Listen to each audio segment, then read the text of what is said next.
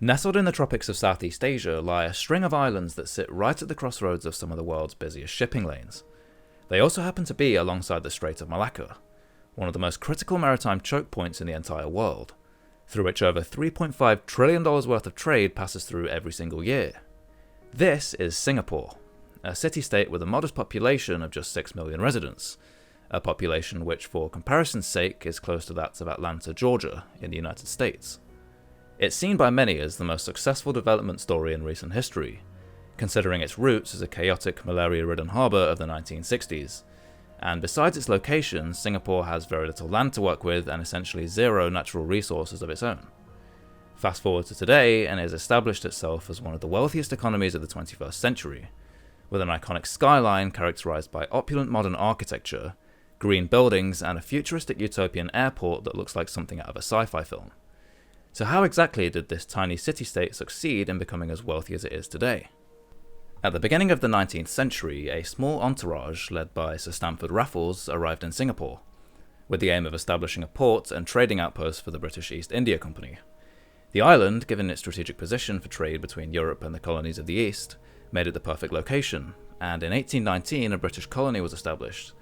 The colony lasted well into the 20th century until it gained independence, first from the British in 1963, and later from Malaysia in 1965. Clearly, the location was important, but it wasn't the sole reason for Singapore's success. After all, other countries in the same region, such as Malaysia, Indonesia, and Thailand, also benefit from the same geographic advantage, yet none of them quite saw the same economic boom that Singapore did. So why was that? Well, this is where the story truly starts. Much of Singapore's success can be attributed to just a single man, by the name of Lee Kuan Yew, who was elected as the country's first Prime Minister, and is probably best known around the world for banning chewing gum. Lee was a controversial figure at the time. He was an autocrat, but unlike most autocrats who tend to drive their nations into the ground, Lee managed to do the opposite, and during his 3 decades of tenure, he oversaw what is arguably the most successful economic transformation in human history. At the time of its independence, Singapore was nothing but an underdeveloped and overcrowded harbour city. It had just been expelled from the Federation of Malaysia because of disputes between the city's ruling class and Malaysia's federal government. It also had a chronic housing shortage, with over 70% of the population living in slums, with high unemployment, no industry, and no natural resources to export. Few expected it to even survive, let alone prosper. Lee's government decided to take a radically different approach to the conventional economic model at the time. Rather than trying to become self-sufficient using its own industries, Singapore instead focused on exports and attracting foreign investments, which would help to drive industrial and thus economic growth. The first step involved developing the island and training up its people. State funds were directed into building proper housing along with a reformed education system, with monetary and anti-corruption policies that ensured economic stability. As expected, this did in fact attract foreign investors, who had the confidence to make long-term investments since they didn't have to worry about, say, a sudden regime change or a corrupt and oppressive elite. Multinationals such as IBM, Hewlett-Packard, Sony, Panasonic, and many other notable names set up shop in Singapore to take advantage of its skilled workforce and business-friendly policies. By the early 80s, Singapore had become the manufacturing giant of Southeast Asia, alongside the industrial powerhouses of Hong Kong, Taiwan, and South Korea, who also saw enormous economic growth around the same time. Much like these countries, electronics and semiconductor manufacturing formed the bedrock of the Singaporean economy, and it even became the largest producer of hard disk drives by the early 1990s. At this point, many countries in the region had latched onto the fact that manufacturing was the way to go. Increased competition and lower labour costs in neighbouring countries such as China, which was slowly emerging as a global superpower, meant that if Singapore was to stay afloat, it had to diversify its economy away from manufacturing. It did this once again by attracting foreign investments, but this time, rather than exporting only goods, it would export services, essentially creating a twin engine of growth alongside manufacturing. Following the country's first recession in 1985, an effort was made to foster a more business-friendly environment. Low corporate taxes, regulatory incentives, world-class infrastructure, and a pool of highly skilled professionals made it perfect for the establishment of financial services.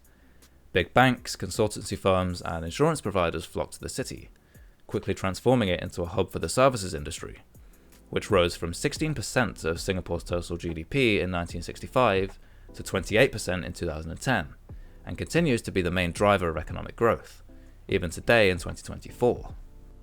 So Singapore is wealthy. So wealthy in fact that it has the third largest GDP per capita in the world today, surpassing the US and even the oil-rich Gulf state of Qatar. Wages are high, but so is cost of living.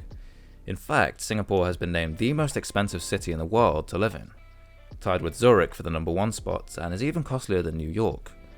Housing in Singapore is some of the most expensive in the world, and groceries, alcohol and clothing are significantly pricier than elsewhere. But what is particularly mind-boggling is the cost of owning a car here. Let's say that you want to buy a new Toyota Camry, a somewhat modest car which would cost you around $29,000 in the US. In Singapore, you first have to bid for a certificate of entitlement. You see, the number of cars on the road at any time is capped to try and reduce congestion whilst incentivizing use of public transport. There's no guarantee, however, that you'd actually get the certificate, and even if you do, it will set you back around $100,000, just shy of 4 times the cost of the car itself, which we haven't even included yet, and that's not to mention the registration fees and taxes, which aren't cheap either. All in all, the cost of a brand new Toyota Camry would cost you a mind-boggling $250,000, or £200,000, about 8 times what you'd pay in the US or UK. And once you do get the car, you'd have to accept significantly above average maintenance and fuel costs. On an average salary of 70,000 Singapore dollars, owning a car here just isn't really possible. Nonetheless, the public transport network has been ranked among the best in the world, and so the need for a car just isn't really there. In 1957, Lee Kuan Yew had said that the idea of an independent Singapore was a, quote, political, economic and geographical absurdity. And yet what he managed to do with the place, which was once just a poverty-stricken harbour, lagging far behind the industrialised world, will probably never be replicated again. He challenged the status quo, and whilst other countries were trying to industrialise from within, Singapore did the opposite, through investing heavily in education and infrastructure, whilst pulling in billions of dollars in foreign investments. And all this paid dividends for Singapore, but it's not without its problems. As of 2024, the most pressing issue in the country aside from income inequality is its ageing population. Fertility rates have fallen to a record low, and it's one of the many industrialised countries in the region trying to encourage its people to have more babies, which ironically is the exact opposite problem it was having during its conception. I hope you managed to learn a thing or two from this video. A lot of effort goes into making them, and if you haven't yet subscribed, now would be a good time to do so. Don't forget to also hit the notification bell so you don't miss out on any future content. As always, thank you so much for watching, and I will see you in the next one.